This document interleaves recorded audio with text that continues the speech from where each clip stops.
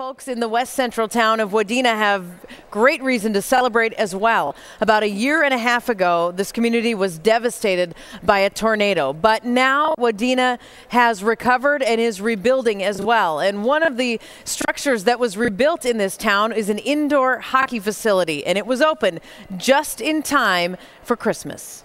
4901, go ahead. If you could dispatch another one of our units. There's a house collapse there with a propane leak and people around there. They're requesting an ambulance. June 17th, 2010 was a day the people of Wadena will never forget. Around 4 o'clock is when the weather started kind of taking a change for the worse. 4100, all units, be advised. Tornado spotted southeast of Wadena. Our civil defense sirens went off at 4:30. You started seeing the storm chasers coming in. I knew we were in some trouble. 911, what is your emergency? Hi, I am located east of Wadena. I'm a storm chaser, and we've got a large stovepipe tornado. It's a violent tornado right now. Hold on just a moment, sir. There's one wall cloud that had come through, a very large wall cloud, never produced anything. And then the second wall cloud was the one that produced the F4 tornado. What took generations to build in our community was destroyed in a matter of mere minutes. Rich and Lori Murdoch and Lori's son Mike were at work in nearby Staples when Mike got a text message from a friend asking if he was okay. I was like, yeah, I'm fine, I'm working, what's going on? He's like, well, I think a tornado just went over your house. When we came around the corner, we're like the third or fourth house on that street, and you know, we had to count houses to figure out which house was ours because you couldn't even tell after living there 4 or 5 years that which house was ours even anymore. People described it as a war zone. Until you could see it in real life compared to in pictures, it really was quite different. And so it's almost breathtaking. On the southwest side of town, siblings David and Sarah Najar rode out the storm in their basement. We heard something shatter, which turned out to be a sliding glass window that went onto the deck from my room.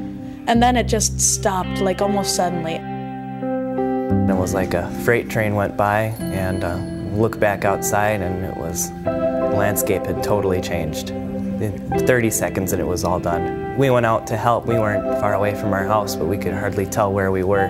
When you looked outside the window, it looked like what the nuclear apocalypse is supposed to look like on TV. Trees were down. We lived by the cemetery, and the stones were gone and destroyed, and the fence was flattened. The tornado left a large swath of destruction in its wake. At the heavily wooded cemetery, the only thing left standing was a crucifix. In the surrounding area, the storm took scores of homes, the Wadena Deer Creek High School, and the community center, which housed the hockey rink. Right away, I didn't think that we were even going to have ice, or even a hockey team, possibly. 40 miles away, Long Prairie offered indoor ice time so the high school season could begin. Well, a normal hockey season, you get done with school, you go to practice right away, and then, you're done by 5. And, well, we didn't have that luxury. Immediately after school, we would get on the hockey bus. It's about an hour ride to Long Prairie. We'd have practice for about an hour back, and it was a bit depressing, but every time you got on the ice and it felt worth it. Back in Wadena, a dedicated team of volunteers went to work. Sauk Center had just gotten some new boards with a grant from the NHL, so they had some used boards that we purchased. Our compressor system wasn't hurt, so we were able to make ice. So by middle of December, we had ice, we had boards up, and a lot of other volunteers got lights up for us. We had some big floodlights on each one of the corners. By mid-December, the high school was practicing back here on our ice. Yes, it was outside.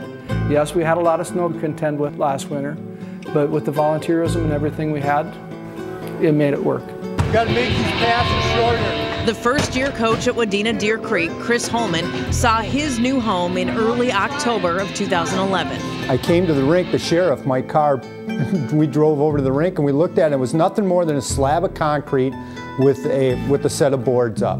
In the weeks since, that slab of concrete has been transformed into an indoor arena. Construction began on October 31st. By December 17th, volunteers were putting the finishing touches on a homecoming that was many months in the making. If that pass isn't there to that winger that's centered, come out. As of last week, we only had half a roof on. The walls were up. We didn't have our garage doors on. There were no lights in the building whatsoever, except for lights that we had that parents brought, floodlights that people used to work on their cars in their garage, and they were hanging all along the glass. And it was like practicing in a closet. The difference between Monday and today is amazing in the respect that we have lights on. We have a press box where the radio announcers can sit, and we have doors, and we have at least we have a vending machine for our concession stand. We got TV. The thing that really amazes me about Wadena hockey is the people that came out, the parents who came out. They did all this by themselves. Senior David May John. Since that day in 2010 when the tornado struck, Wadena has been under construction as the people here put their community and their lives back together. And we would like to thank you all for coming out. It's going to be a good hockey. Sorry, I'm getting a little bit choked up. The tornado has always, especially last year, been a predominant part of our lives because of everything it affected. We kind of had to live it every day, but now that this is a little part repaired, it's going to help. Today it brings some memories, and when you pull out some pictures, you know, it brings you back, but certainly it's like that's something that you got through. I think the biggest thing with this arena, it's helping even people that aren't in hockey, just seeing that things are being put back up and built and bringing the community back together. Everybody pitched in, neighbors helping neighbors. The people that houses were completely gone, they helped load the stuff up that they could find into a truck or trailer, trying to save everything they could. To this facility here, the heart. That's why it's up the way it is.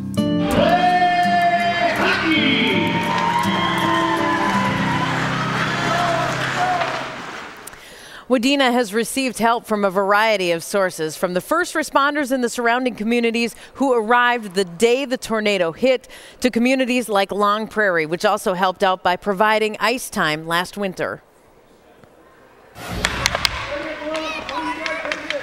This hockey season, the numbers are up for the smallest who play the sport.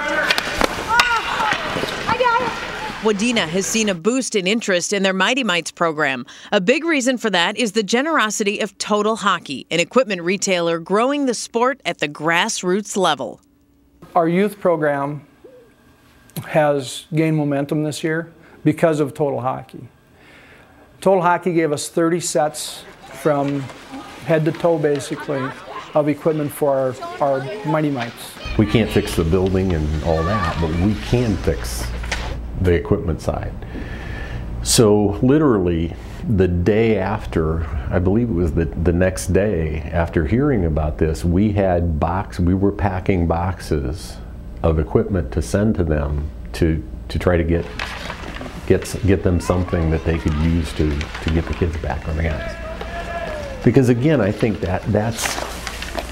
this is a game that can help that community well beyond that there's a hockey rink and a place to go. It's something that this community can put its arms around and have something to hold on to as they recover from the situation. Now, having hockey back in the community of Wadena has been so healing. And as that gentleman just said, just a way for the community members to just wrap their arms around something. And what a great program, too. Right, and that program is Gear Up Minnesota. It's a grant-based program that associations and communities can apply for grants. It's managed through the Minnesota Hockey governing body, and it's supported also by the Minnesota Wild Foundation and several other companies, corporations. So allows organizations to either jumpstart their young kids to get into hockey or kind of rebuild the way Wadena did.